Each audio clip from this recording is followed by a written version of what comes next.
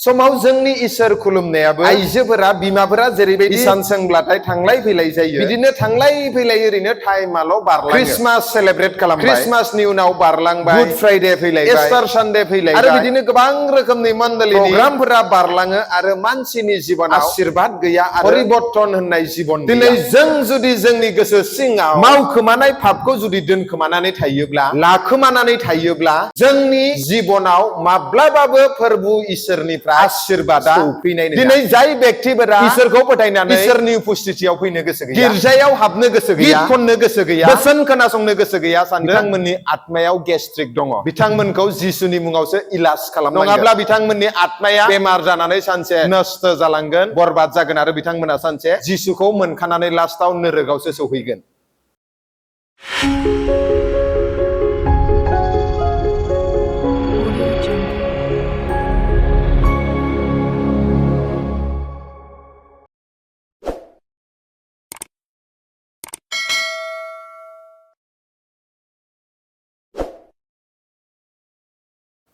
बे समाव जोङो इसोरनि बोसोनथिङै थांनि जेब्ला जोङो फोरबुनि उपस्थितियाव फैयो अब्ला जोंनि गोसोआ हृदया हार्टआ माबायदि जानांगौ जोङो गोबां समावनो गिर्जायाव आइजोफोरा जेरैबायदि दखना बा माबा मोनसे जि बानायोब्ला बिथांमोना खुन्दुंखौ लानानै थांलाय फैलाय जाबाय थायो थिग बेफोरबायदिनो समाव जोंनि इसोर खुलुमनायाबो आइजोफोरा बिमाफोरा जेरैबायदि हिसान सोंब्लाथाय थांलाय फैलाय जायो बिदिनो थांलाय फैलाय ओरैनो टाइमाल' बारलाङो क्रिसमास सेलेब्रेट खालामबाय क्रिसमासनि उनाव बारलांबाय गुड फ्राइडे फैलायबाय इस्टार सानडे फैलायबाय आरो बिदिनो गोबां रोखोमनि मण्डलिनि प्रग्रामफोरा बारलाङो आरो मानसिनि जिबनाव आशीर्बाद गैया आरो परिबर्तन होननाय जिबन गैया आरो बेफोरबायदि जिबना जुदि गैयाब्ला नोंथाङा आत्माजों इसोरखौ गाबज्रियाखै नाथाय नोंथाङा धर्मनि नियम नितिखौ लानानैसो इसोरखौ खुलुमदों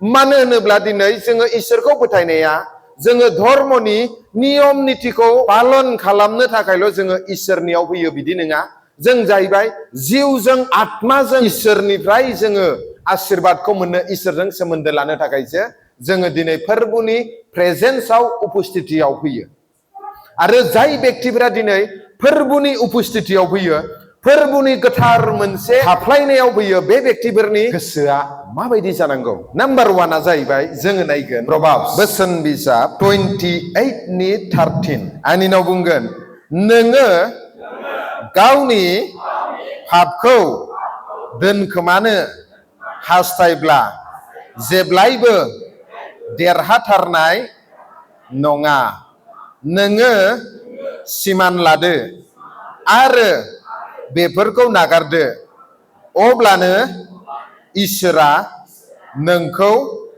अनगोन दिनै जों जुदि जोंनि गोसो सिङाव मावखोमानाय पापखौ जुदि दोनखोमानानै थायोब्ला लाखोमानानै थायोब्ला जोंनि जिबनाव माब्लाबाबो फोरबु इसोरनिफ्राय आशीर्बादा सौफैनाय नङा बिनिखायनो जों जोंनि जिबनाव जोंनि नायनायजों जोंनि बुंनायजों समाव जोंनि साननायजों माबा मोनसे गोरोन्थि मावफ्लांनायखौ जोङो इसोरनि सिगाङाव जुदि सिमान लायोब्ला दिनै इसोरा जोंनि गोरोन्थि मावनायफोरखौ नागारगोन आरो बे इसोरा जोंखौ आशीर्बाद होगोन हालेलुया आरो दिनै जाय व्यक्तिफोरा फोरबुनि गोथार बिन्दोआव फैयो फोरबुनि गोथार उपस्थितियाव फैयो बे व्यक्तिफोरा फैनाय लोगो लोगो बा फैनायनि सिगांनो गावनि गोसोखौ आत्माखौ रेडि खालामनानै फैनांगौ फोरबु आं जुदि नोंथांनि बेरेखायै माबा मोनसे गोरोन्थि मावफ्लांबायबा आंखौ नों क्षमा खालाम आं दिनै आंनि गासै गोरोन्थिफोरखौ सिमान लायो आरो आंनि गासै गोरोन्थिफोरखौ नोङो नागारदो अब्लानिया फोरबुआ नोंथांनि जिबनाव नोंथांनि नखराव गेदेर आशीर्बादखौ लाबोगोन दिनै गोबां मानसिफोरा गावनि मावखोमानाय गोरोन्थिखौ पापफोरखौ दिनै फोरबुनि सिगाङाव रायथिनो गोसो गैया बुंफोरनानै लानो गोसो गैया जायनि जाहोनाव जोंनि नखराव जोंनि जिबनाव जेसेबां जोङो होख्राव होख्राव आरज खालामब्लाबो फोरबुआ जोंनि आरज खालामनायखौ खोनासङा बिनिखायनो इसोरनि बोसोनाव लिरनाय दङ जेरेमाया चैप्टार 17 verse 10 आव होनदों दिनै फोरबुआ जाहैबाय जोंनि गोसो नायनानै बियो जोंनि मावनाय बायदि बान्था होग्रा इसोर बियो। दिनै आंनि गोसोआ जुदि मैलाब्ला लेथ्राब्ला आंनि जिबनाव जेसेबां आङो गिर्जायाव थांलाय फैलाय जानानै आरज गाबब्लाबो फोरबुआ आंनि आरजखौ खोनासंनाय नङा। आंनि जिबनाव आंनि न'खराव आशीर्बादखौ फोरबुआ होनाय नङा। बिनिखायनो फोरबुआ जाहैबाय जोंनि सानैखौ नाया। फोरबुआ जाहैबाय जोंनि नुनाय मेगनजों नुनाय गाननाय जोमनायखौ नाया, नाथाय फोरबुआ जाहैबाय जोंनि दिलखौसो नायो। हालेलुया।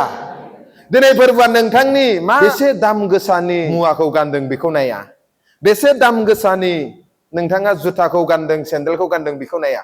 फोरबुआ दिनै नोंथांनि दिलखौसो नायो, गोसोखौसो नायो। हालेलुया। बिनिखायनो बे गोसोखौ फोरबुनि सिगाङाव जेब्ला फैयो जों साफा गोसोयै, फोरबुनियाव जुदि गोरोन्थि मावफ्लाङोब्ला जों निमाहा बिनो नांगौ। नाम्बार 1 फोरबुनि उपस्थितियाव जुदि फैयोब्ला नाम्बार 1 बेखौ गोसोआव लाखि। सिगांग्रो जोंनि जिबनाव मावनांगौ खामानिया बिनो गित खननांगौ, लिडिं खालामनांगौ, आरज खालामनांगौ बेखौ नोङो दोनथ'। नाथाय सिगांग्रो गावनि मन, गावनि गोसो हृदयखौ नोङो थिग खालामग्रोनांगौ। हालेलुया। अब्लानिया फोरबुआ नोंथांनि जिबनाव नोंथांनि लाइफआव आशीर्बाद होयो। 2 नाम्बार फोरबुनि उपस्थितियाव इसोरनि प्रेजेन्सआव जुदि फैयोब्ला 2 नाम्बाराव जाहैबाय थार्स्टी फर गड, इसोरनि थाखाय गांनाय। जेब्ला नोङो फोरबुनि थाखाय गांनाय गोसो लानानै फैगोन अब्ला नोंथांनि जिबनाव फोरबुआ आशीर्बाद होगोन। जेरैबायदि मैया गांसो जानानै दै लोंनो गोसो जायो, थिग बेफोरबायदिनो जोंबो इसोरनि थाखाय जुदि गांनाय गोसो लानानै बिनि गोथार न'आव फैयोब्ला, बिनि गोथार बाख्नायनाय सिबिनायाव इनि इसोरनि उपस्थितियाव फैयोब्ला दिनै इसोरा जाहैबाय खुसि जायो।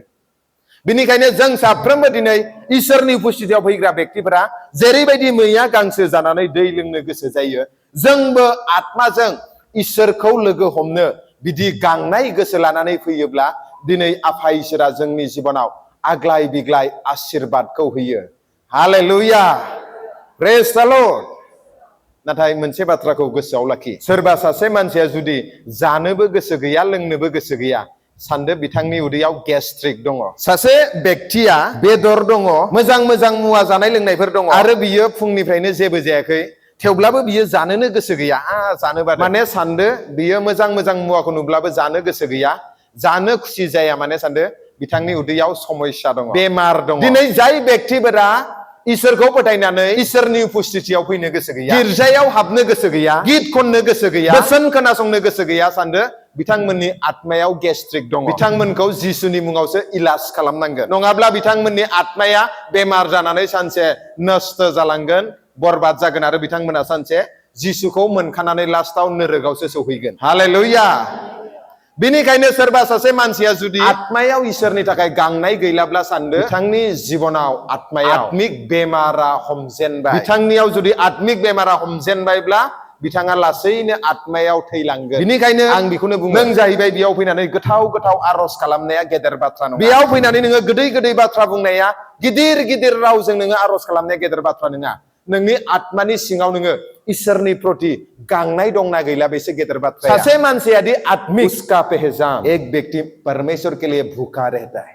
जुदि नोंथाङा जुदि आत्मिक व्यक्तिब्ला, आत्मा से चलने वाला व्यक्ति, नोंथाङा जाहैबाय इसोरनि थाखाय गांनाय दङ। और जिस दिन आपको मतलब परमेश्वर के लिए प्यासा नहीं है, उसी दिन आप आत्मा में मर गया। मानो होनब्ला बाइबेलाव लिरनाय दङ, खबराव थानाया थैनानै थांनाय मानसिया इसोरखौ बाख्नायनो हाया होननानै।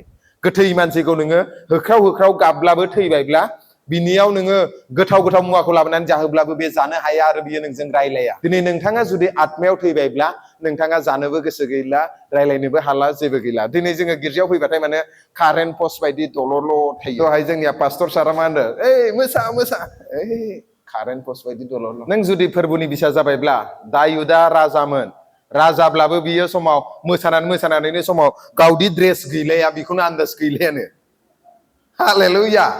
राजाब्लाबो सम समथ' ओरैबायदि इसोरखौ बाख्नायबाय, ड्रेसा माब्ला गुलांखो ड्रेसानो गैयानो। नोंथाङाथ' राजाबो नङा, चिफ मिनिस्टारबो नङा, प्राइम मिनिस्टारबो नङा, आरो नोंथाङाबो सासे साधारन व्यक्तिसो, आरो नोंथाङा मानो इसोरखौ बाख्नायनो हाया? एटलिस्ट आखाइ खबनानै मानो बाख्नायनो हाया? हालेलुया।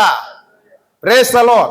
नोंथाङा जुदि आत्मायाव जुदि जिबित दङब्ला कारेन्ट खुन्था बायदि एकदमबारे साबधान बिश्राम बायदि थाया नंगौना नङा आत्मायाव गरम मानसियासो आत्मायाव गोथां मानसिफोरासो मुभ जागोन इसोरनि मुङाव हालेलुया प्रेज द लर्ड होननानै मेथाइबो खननो हागोन जन चैप्टार 7 37 to 38 जिसुआ बुंदों सोरहाबा गांदोंब्ला आंनियाव फैथो दिनै नों जुदि आत्मायाव जुदि गांनाय दङब्ला सानदेया माब्ला फैगोन थाब थाब आरो आत्मायाव जुदि गेस्ट्रिक जाबायब्ला बेमार जाबायब्ला मा थाब थाब सानदे फैबाय थायो आयु टाइमानो थोआ ओरैबो खामानि मावनांगौ ओरैबो दांनांगौ ओरैबो सिबनांगौ ओरैबो सुनांगौ उनाव गिर्जा गहां जाबासो फैनोसै सोरबायानोसै नोङा अखा हानायखाय साथायानो गैया बे बाजाराव माबा मोनसे लायनोब्ला अखा सिजानानैब्लाबो थांगोन आसामावसो जायो बेयावबा जायोना जाया मिन्थिया इलेक्सन फैब्लाथाय बे केन्डिडेटफोरा मुस्रि राननानै होगोन थाखा 200 थाखा होनानै होगोन माबा होगोन होनबाथ' एकदमबारे गासैबो सिगां थाङो गिर्जा होनब्लाथाय एकदमबारे थांनोनो गोसो गैया थांगोन